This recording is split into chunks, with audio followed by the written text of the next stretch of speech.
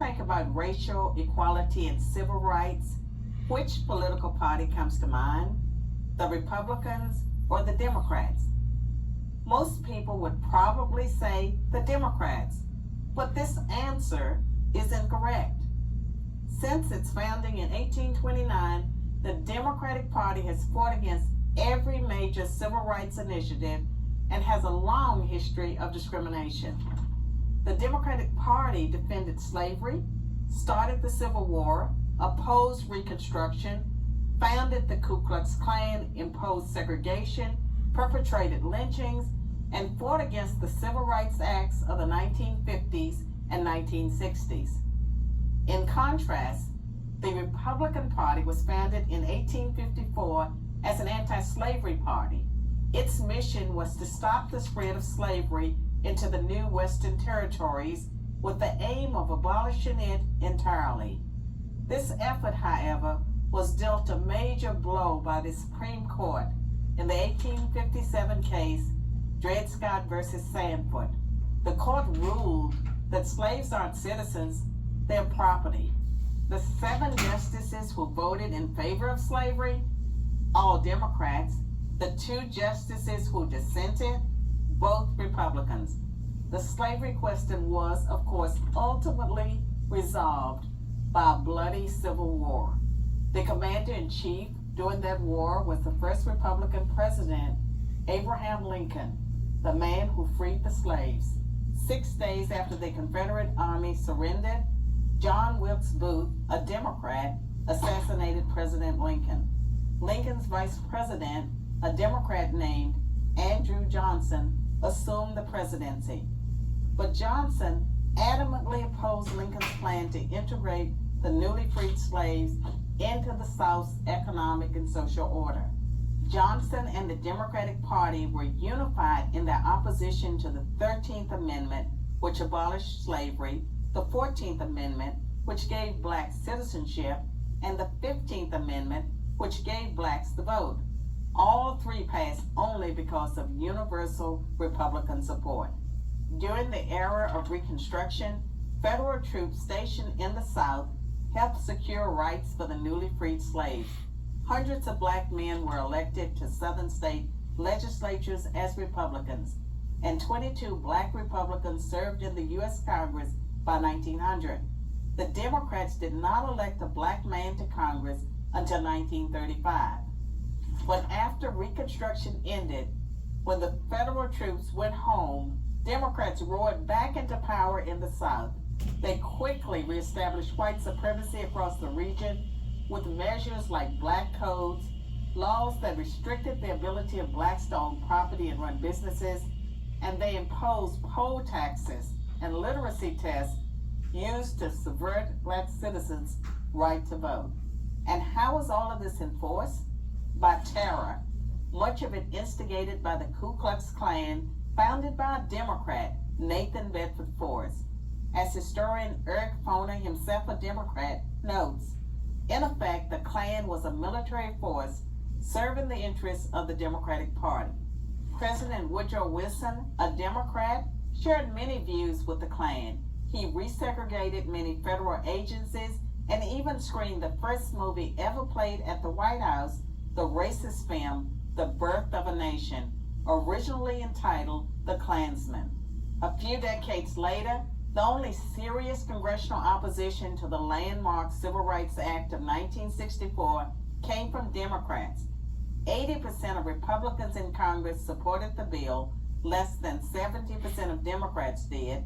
Democratic senators filibustered the bill for 75 days until Republicans mustered the few extra votes needed to break the logjam. And when all of their efforts to enslave blacks, keep them enslaved, and then keep them from voting had failed, the Democrats came up with a new strategy.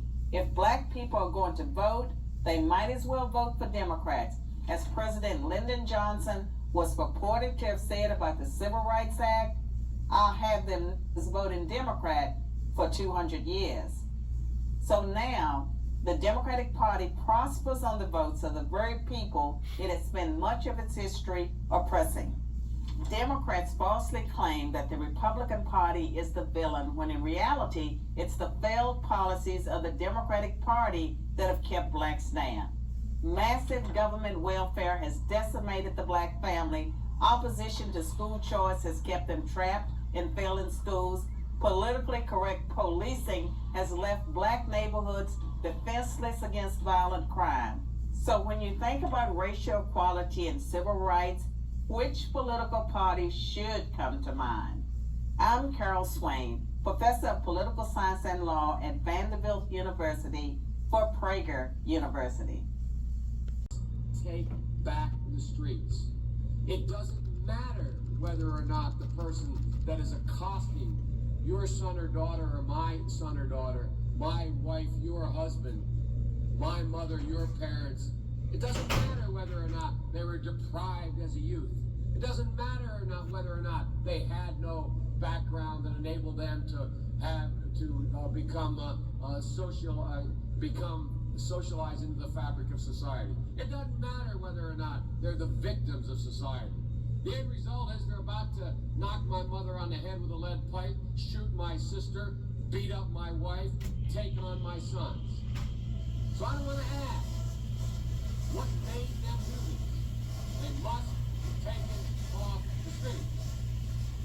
That's number one.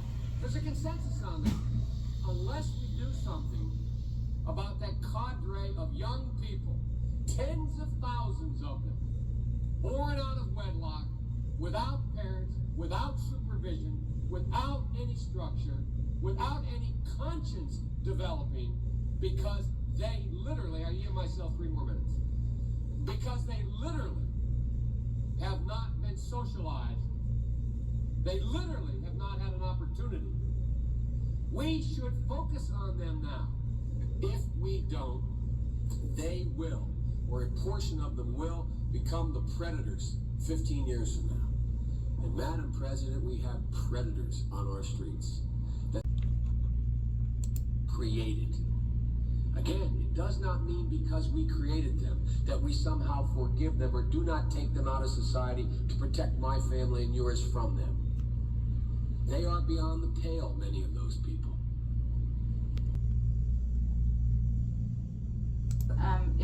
You both have policies to discourage prosecutors in your offices from seeking life prison terms on a third strike if a defendant has committed a relatively minor crime.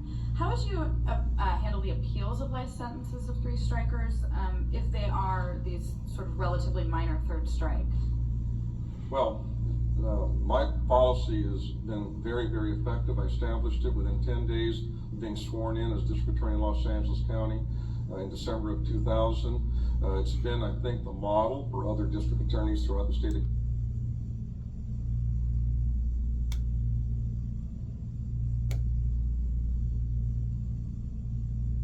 There's no difference between my opponent and me on the issue of 3 strikes. But getting back to the earlier point about what we can do and what isn't within the power of the Attorney General. So the question was about recidivism as an example, and then we discussed many other issues. You know, I would suggest that we should not judge the capacity of the office based on how the work has traditionally been done.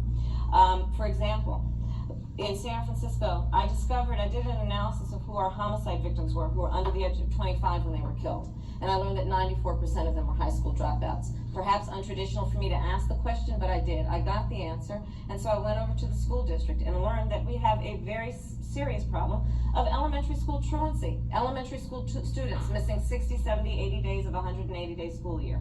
So it wasn't the traditional role of the DA, but I partnered with our school district. And we created a truancy court and a truancy initiative that over the course of the last 4 years has improved attendance rates by 30% for these children.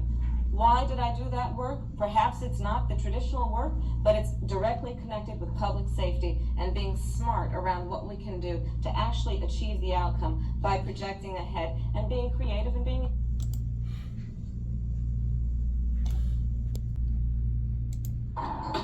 Now, Senator Kamala Harris is also being called out for her actions as San Francisco District Attorney, and critics are pointing to this clip from January of 2009.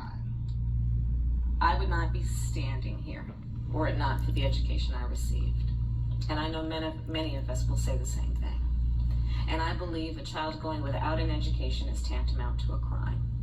So I decided I was going to start prosecuting parents for truancy. Well, this was a little controversial in San Francisco. And frankly, my staff went bananas. They were very concerned because we didn't know at the time whether I was going to have an opponent in my re-election race.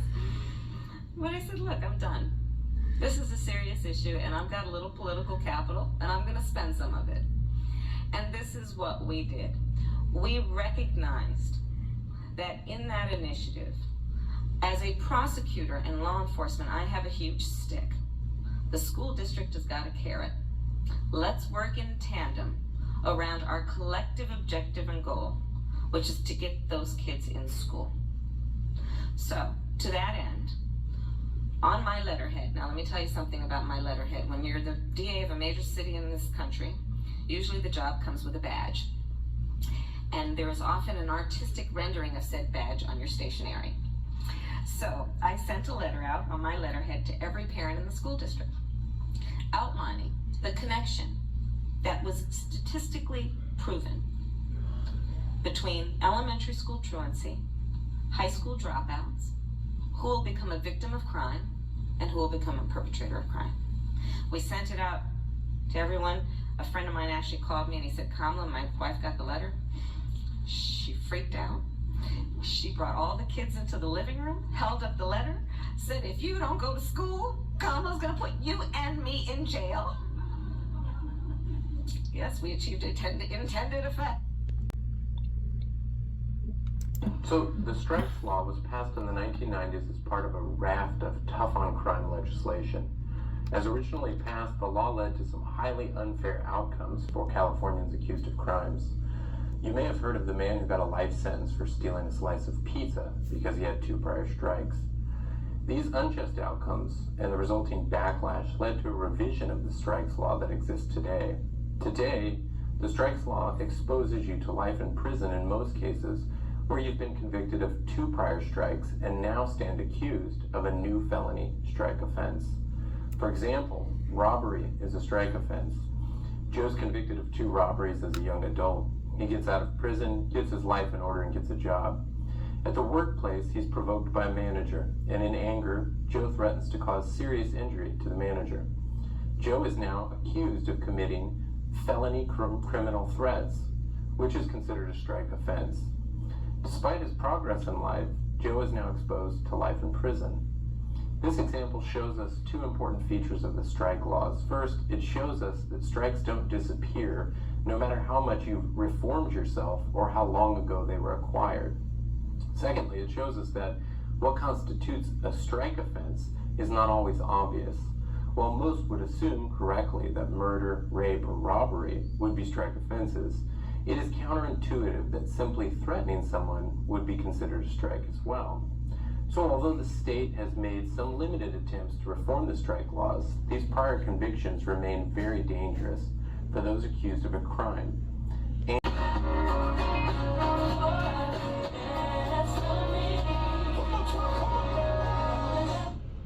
And sadly, there's more. With the COVID, with dealing with everything we have to do with. How do you address concerns about your capability to handle the toughest job in the world well into your 80s? I went to South Korea. I convinced Samsung to invest billions of dollars here in the United States, and guess what? Those fabs they call to build these chips for the ability for the.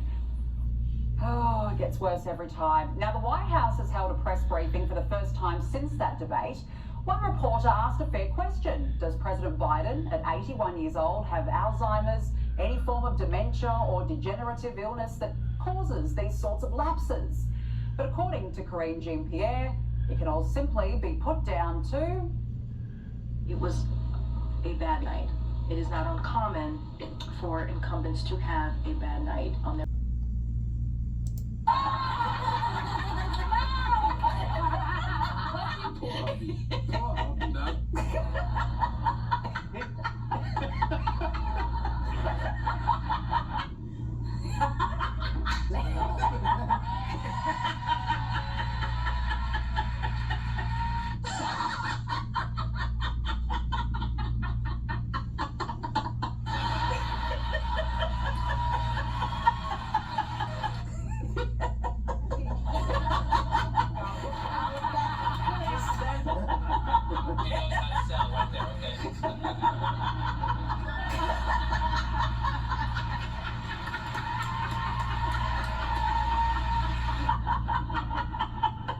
Wah, wah, wah. Yeah, exactly. So, She's still got a sense of humor.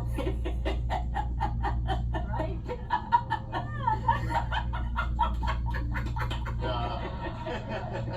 And I think in New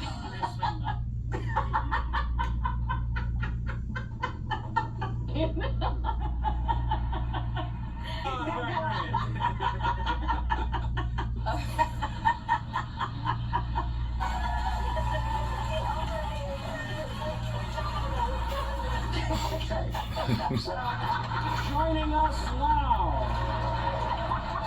from New York. Okay, now, because you'll need some help, maybe you can have,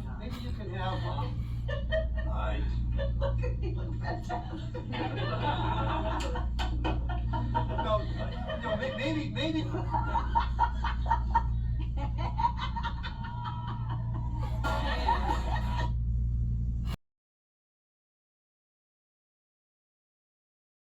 Continue to move until we get the total ban on the total initiative relative to what we're going to do with more border patrol and more asylum officers.